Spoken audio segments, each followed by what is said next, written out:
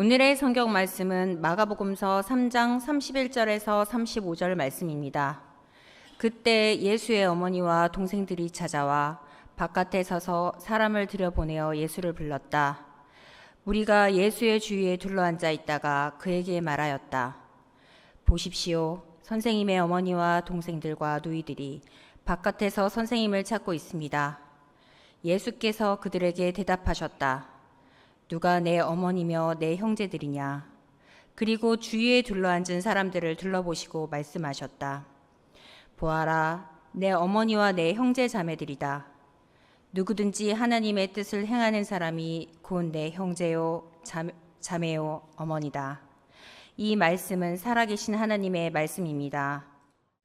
생명의 말씀으로 이 땅에 오신 주님, 주님을 찬양합니다. 오늘 주시는 말씀을 통해 하나님의 뜻을 깨닫게 하시고 또한 그 말씀이 우리의 삶을 변화시키는 놀라운 역사가 일어나게 하여 주옵소서. 예수님의 이름으로 기도합니다. 아멘. 여러분, 가족이란 무엇입니까?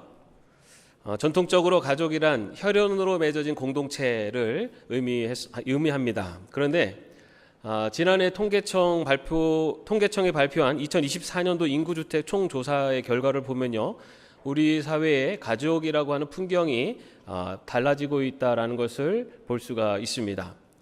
2024년 기준으로 우리나라 총 가구는 2,300만 가구라고 합니다. 이 가운데 1인 가구가 약 800만 가구라고 합니다. 다시 말해서 전체의 37% 정도가 1인 가구로 있다는 것입니다. 그런데 여기서 우리가 좀 더 주목할 현상이 있는데요. 그것은 이른바 비친족 가구의 급증입니다. 이 비친족 가구라는 것은 혈연이나 어떤 법적인 혼인 관계가 아닌 남남끼리 모여서 사는 가구를 말합니다.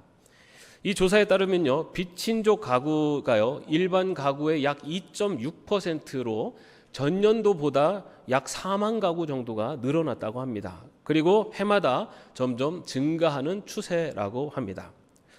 오늘날의 비친족 가구의 형태는 다양한 형태로 나타납니다. 마음이 맞는 사람들이 함께 생활하는 그런 거주 공동체가 있고요. 또 법적 혼인 관계가 없이 함께 사는 동거 커플들이 있습니다. 그리고 서로의 노후를 돌보기 위해서 모인 시니어들의 쉐어하우스도 그 중에 하나입니다. 이처럼 비친족 가구가 늘어나는 데에는 여러 이유가 있을 수 있습니다. 그 중에 하나는 치솟는 주거비와 또 생활비라고 하는 현실적인 이유도 있습니다. 그러나 좀 더 깊이 그 이유를 살펴보면 사람들이 전통적인 가족 안에서 채우지 못하는 어떤 정서적인 연대를 갈망하고 있다라는 것을 볼 수가 있습니다. 어떤 명절의 의무나 가부장적인 권위 같은 전통적인 그런 가족에서 받는 부담은 덜어내되 일상의 외로움이나 또 위급할 때 서로 돌봐줄 수 있는 그런 느슨한 연대를 스스로 만들어가고 있다라고 볼 수가 있습니다. 이러한 사회 현상 앞에서 우리가 한 가지 물음을 생각해 볼 수가 있습니다. 왜 사람들은 피 한 방울 섞이지 않은 타인을 그렇게 가족으로 선택을 하고 있을까? 역설적이지만 그것은 혈연 가족만으로는 현대인의 외로움과 고립감을 다 풀어낼 수 없다라는 방증이기도 합니다. 사람들은 이제는 형식적인 울타리가 아니라 나를 있는 그대로 받아주고 또 나의 아픔에 공감해 줄 수 있는 그런 진정한 소속감을 찾고 있다라고 말할 수 있습니다. 그래서 스스로 그러한 공동체, 그러한 가족을 찾아 나서고 있는 것으로 볼 수 있습니다. 바로 여기에서 우리 교회가 존재하는 이유를 또 새롭게 발견할 수 있습니다. 교회는 단순히 일주일에 한 번 모여서 예배를 드리는 종교적인 장소가 아닙니다. 교회는 세상의 그 어떤 가구 형태도 줄 수가 없는 영원하고 완전한 소속감을 제공하는 대안적 가족 공동체가 바로 교회이어야 합니다. 그렇다면 교회는 어떤 대한 가족 공동체가 되어야지 오늘날 사회 속에서 가족을 찾고 있는 이들의 그리고 가족이 감당하지 못하는 더 큰 가족의 범주를 감당하며 나아갈 수가 있을까요? 오늘 말씀을 통해 한번 살펴보도록 하겠습니다. 먼저 오늘 우리가 읽은 말씀을 이해하려면요, 먼저 그 앞에 문맥을 살펴봐야만 합니다. 마가복음 3장 21절 말씀을 보면요, 예수님이 병든 자들을 고치시고 귀신들을 쫓아내시자 헛소문이 돌기 시작합니다. 예수님이 귀신의 힘을 빌어서 그런 일을 한다는 소문이었습니다. 그 소식을 들은 예수님의 가족들은 예수님이 미쳤다라고 판단을 합니다. 그래서 예수님을 붙들러 나섭니다. 이것이 바로 오늘 본문의 배경입니다. 그리고 이어지는 오늘 본문 31절에서 예수님의 어머니와 형제들은 예수님이 계시는 그 집 바깥에 서서 사람을 보내어서 예수님을 부릅니다. 여러분, 이 장면을 한번 생각해 보시기를 바랍니다. 집 안에는 예수님이 계십니다. 그리고 그 주위에 둘러앉은 많은 사람들이 있었습니다. 그리고 바깥에는 혈연 가족이 서 있습니다. 이 공간적인 대비가 심상치가 않습니다. 안과 밖, 그리고 앉아있는 사람들과 서 있는 사람들, 가장 가까이에 있어야 할 혈연 가족이 오히려 예수님의 사역을 이해하지 못한 채 경계선 바깥에 머물러 서 있었던 것입니다. 그리고 예수님 주위에 많은 사람들이 둘러앉아 있었다라고 표현을 하고 있습니다. 이 둘러앉아 있다라고 하는 이 뜻은요, 그냥 바닥에 앉아 있었다라는 의미만이 아닙니다. 유대 전통에 의하면요, 랍비의 발 앞에 앉는다라는 것은 제자가 스승의 가르침을 받아들이는 자세를 표현할 때 그런 단어를 사용합니다. 사도행전 22장 3절에서 바울이 나는 가말리알의 발 아래에서 배웠다라고 하는 그 표현 역시 바로 같은 표현이라고 할 수가 있습니다. 다시 말해서 집안에 둘러앉은 사람들은요, 예수님의 말씀에 귀를 기울이면서 그 말씀에 순종하겠다라고 하는 자세를 취한 사람들을 말합니다. 반면에 바깥에 서 있는 혈연 가족은 예수님을 미쳤다고 판단하고 예수님을 데려가려고 온 사람들이었습니다. 혈연 가족은 바깥에 서 있고 피 한 방울 섞이지 않은 이들은 안에 예수님과 함께 앉아 있습니다. 이 역전된 구도 속에서 예수님은 파격적인 질문을 던지십니다. 누가 내 어머니며 내 형제들이냐? 이 말씀은 언뜻 들으면 육신의 가족을 외면하는 좀 냉정한 선언처럼 들리기도 합니다. 그러나 이것은 가족을 거부하는 말씀이 아닙니다. 예수님은요, 혈연 가족을 결코 부정하지 않으십니다. 어린 시절 부모님께 순종하며 가정의 도리를 다하셨다고 성경은 누가복음 2장 51절에서 기록하고 있습니다. 또한 공생애 중에서도 어머님의 요청을 따라서 가나의 혼인잔치에 참여하셨고 그곳에서 첫 기적을 베푸신 것으로 기록되어 있습니다. 무엇보다도 십자가에서 숨을 거두시는 그 순간에도 예수님께서는 홀로 남겨질 어머니를 제자 요한에게 부탁한 것을 우리는 볼 수가 있습니다. 목숨이 끊어지는 그 순간까지도 어머니를 돌보신 분이 혈연 가족을 부정하지 않으셨습니다. 예수님은 혈연 가족의 가치를 깎아내린 것이 아닙니다. 이 선언은 혈연 가족을 포함하여 더 크고 더 넓은 하나님 나라의 가족을 선포하신 것입니다. 혈연이라고 하는 그 좁은 울타리를 넘어서는 하나님 나라는 더 넓은 울타리를 가진 공동체라는 것을 바로 하늘 가족에 대해서 선언하신 것입니다. 그리고 예수님께서 그렇게 이 땅에 세우신 하늘 가족 공동체, 바로 그것이 교회입니다. 바로 우리 예담교회가 예수님께서 이 땅 가운데 세우신 하늘 가족 공동체인 것입니다. 이 하늘 가족 공동체는 혈연을 넘어서 더 큰 가족의 울타리로 하나가 되는 공동체를 말합니다. 그렇다면 여러분, 예수님이 세우신 하늘 가족은 어떤 공동체의 모습일까요? 오늘 본문에서 예수님은 둘러앉은 무리를 둘러보시며 보아라, 내 어머니와 내 형제 자매들이다 라고 그렇게 선포를 하십니다.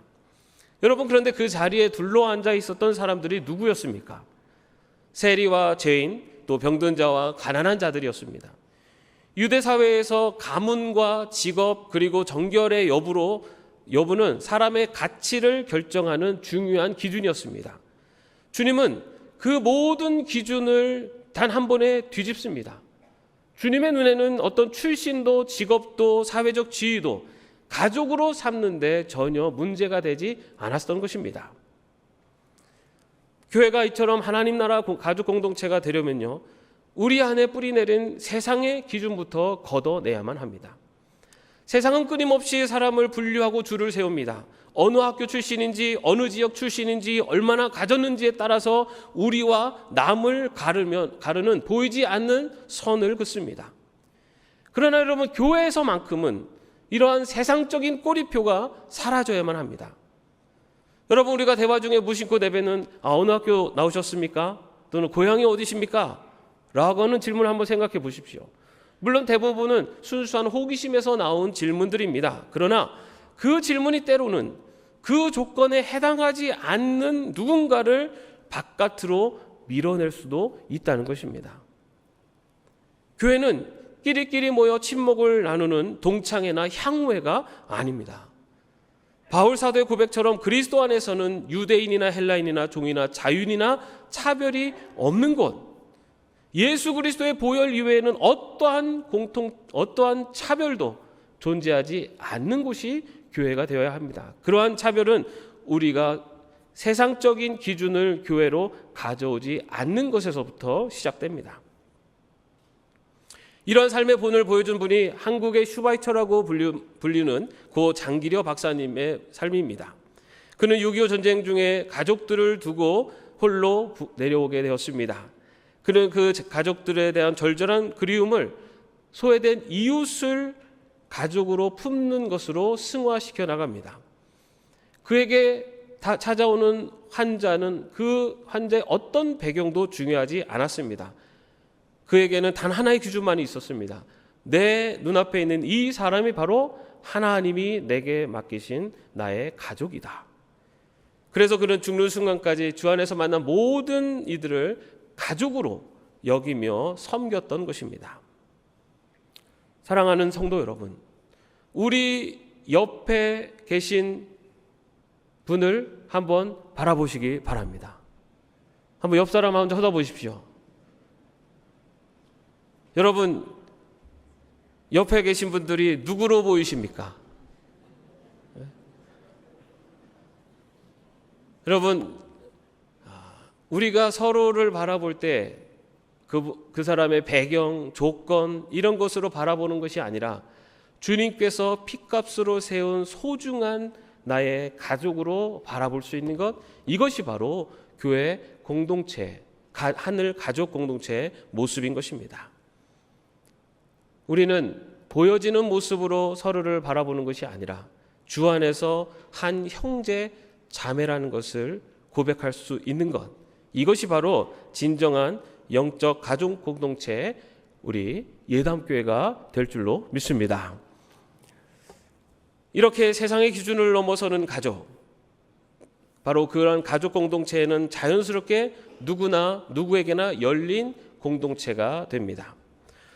본문 34절 말씀에 보면은 예수님은 주위에 둘러앉은 무리를 둘러보시며 말씀하셨다라고 기록하고 있습니다. 여기서 둘러보시다라고 하는 이 단어는요, 마가복음에서만 사용된 독특한 표현 중에 하나입니다. 이 둘러보다라고 하는 말 속에는 한 사람 한 사람을 빠짐없이 둘러보다라는 뜻을 갖고 있습니다. 아주 자세하게 둘러보는 것을 말합니다. 소외된 자, 버림받은 자, 그 누구도 예수님의 시선 밖에 있지 않았다는 것을 말하는 것입니다. 그렇게 예수님은 그들을 하나하나 둘러보시고 보아라, 내 어머니와 내 형제 자매들이다 라고 그렇게 선포하십니다. 여러분, 이것이 바로 우리 교회가 나아가야 될 방향 중에 하나입니다. 교회는 어떤 자격이나 조건에 맞아야지만이 머물 수 있는 공간이 되어서는 안 됩니다. 교회는 주님의 은혜가 필요한 영혼이라면 누구라도 있는 그대의 모습으로 받아들여지는 환대의 공동체가 되어야 합니다.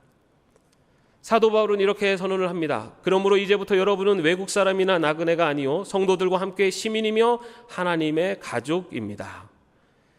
교회 공동체라는 것은 누구도 외부인으로 남겨지지 않는 공동체가 되어야 합니다.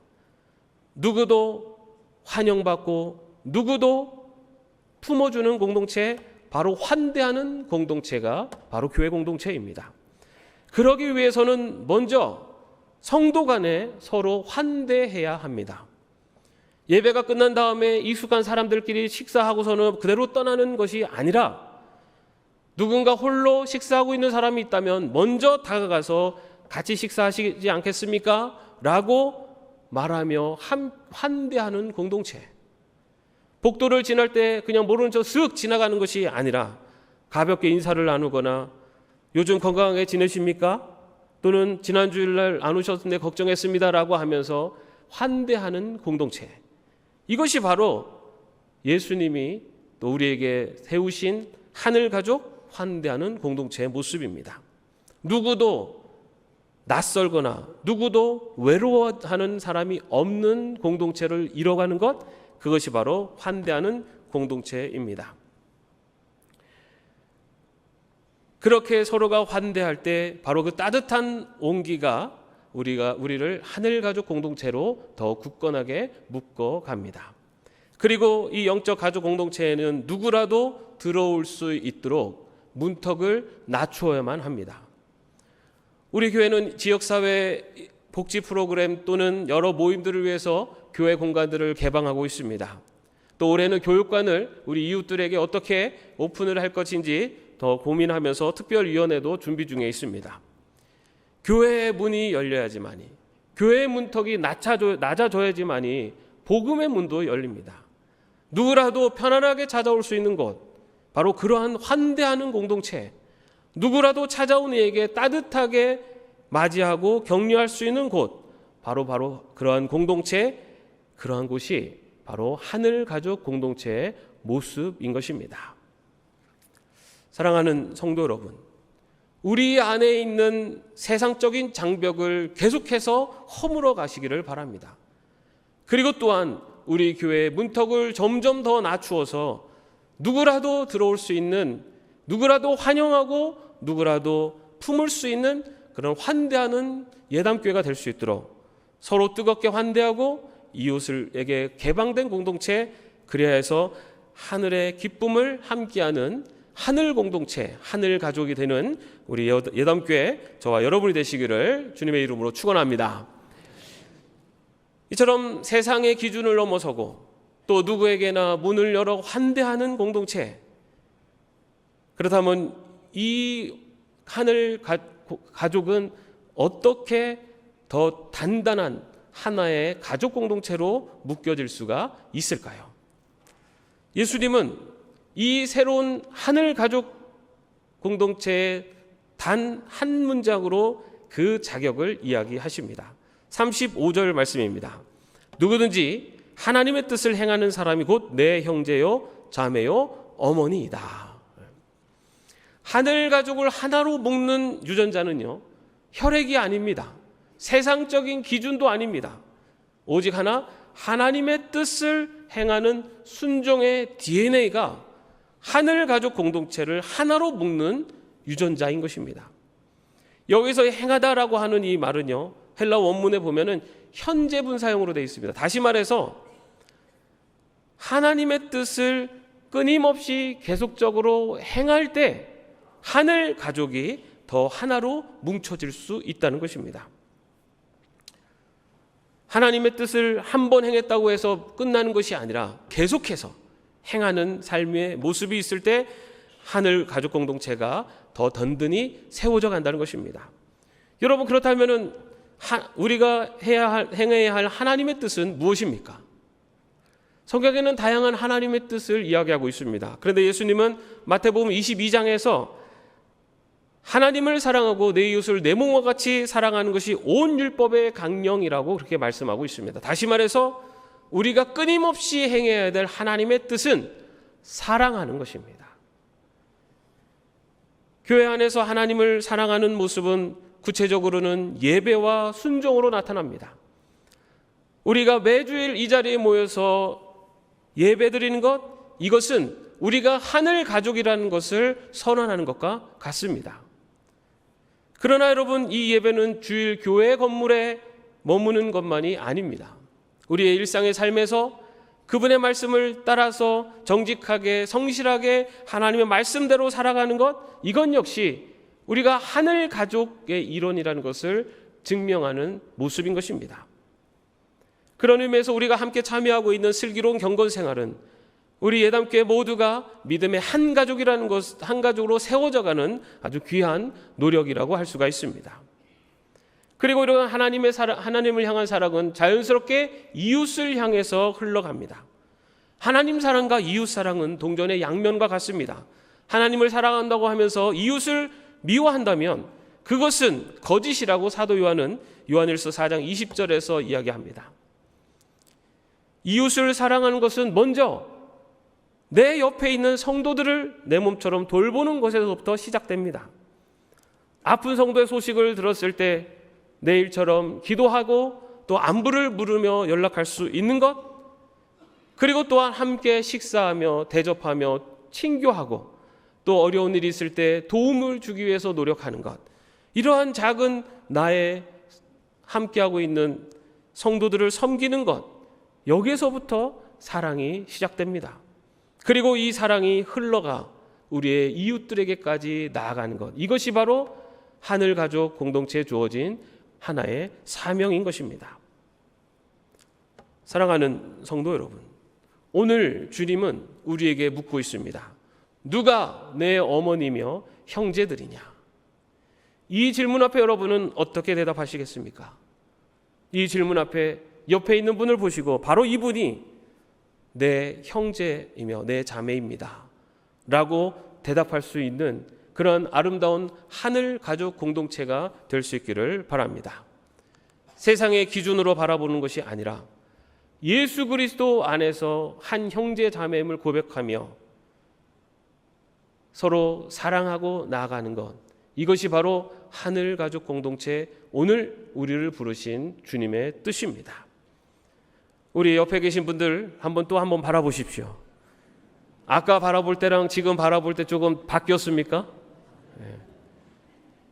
여러분, 우리 옆에 계신 분들과 함께 이렇게 한번 얘기해 봤으면 좋겠습니다. 우리는 주님이 맺어주신 소중한 하늘 가족입니다. 우리는 주님이 맺어주신 소중한 하늘 가족입니다. 예. 교회는 혈연도 아니요 세상의 어떤 기준도 아닙니다. 오직 예수 그리스도 안에서 하나님의 가족으로 묶여진 공동체가 교회입니다. 그리고 그 교회는 서로 환대하는 공동체입니다. 환대라는 것은 내가 받는 것만을 의미하는 것이 아니라 내가 누군가를 맞이하는 것도, 그리고 그에게 다가가는 것도 환대입니다. 여러분, 오늘 예배 끝나고 식사하는 자리에 누군가 혼자 식사하는 분이 계신다면 그분께 먼저 다가가십시오. 그리고 같이 환대하며 이야기를 나누십시오. 누군가 복도를 지나갈 때 그저 스쳐 지나가는 것이 아니라 먼저 인사하고 그리고 서로의 안부를 물으며 환대하는 공동체가 되어갔으면 좋겠습니다. 바로 이러한 공동체가 될 때 우리는 하늘 가족으로 세워져 나갈 줄로 믿습니다.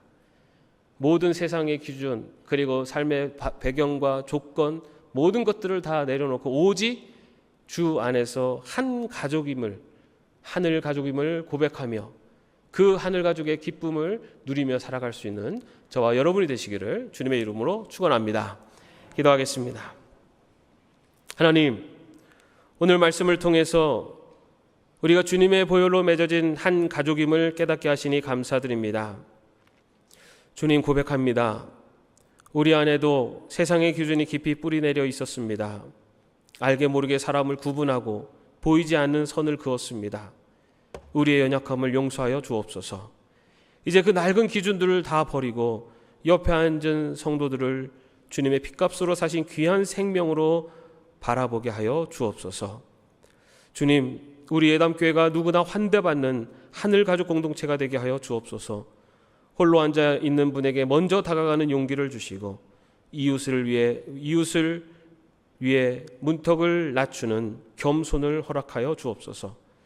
이 땅에서 외롭고 지친 이들이 우리 예담 가족 공동체 안에서 진정한 소속감을 누릴 수 있게 하여 주시옵소서. 날마다 하나님의 뜻을 행하며 살아가는 하늘 가족이 되게 하시고 그 사랑이 교회 안에만 머물지 않고 세상으로 흘러가게 하여 주옵소서. 오늘 이 말씀이 한 주간 우리의 삶 속에 열매 맺어지게 하여 주시옵소서. 예수 그리스도의 이름으로 기도합니다. 아멘.